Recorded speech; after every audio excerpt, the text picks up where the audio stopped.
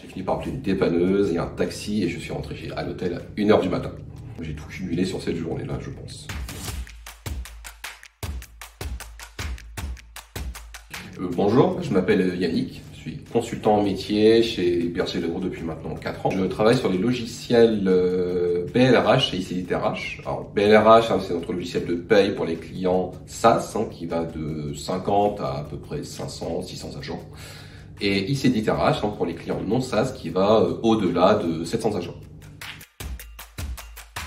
Je dirais que je suis comme son instituteur.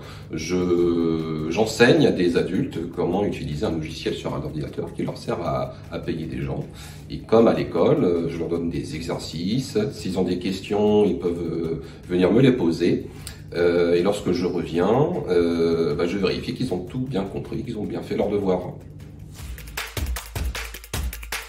Donc le gros challenge qui arrive en fin d'année, je vais démarrer un client qu'on dit prospect, donc ça veut dire un nouveau client qui avait pas nos logiciels avant.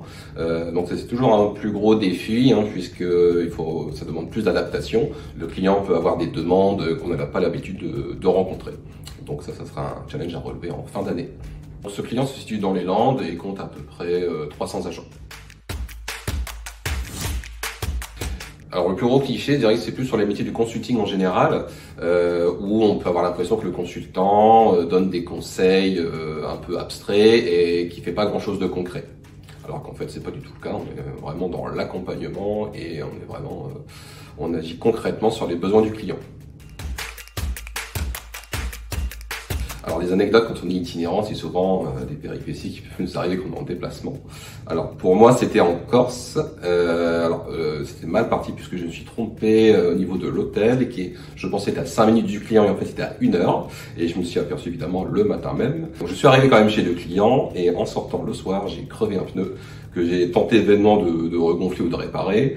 Alors j'ai fini par appeler une dépanneuse et un taxi et je suis rentré à l'hôtel à 1 h du matin.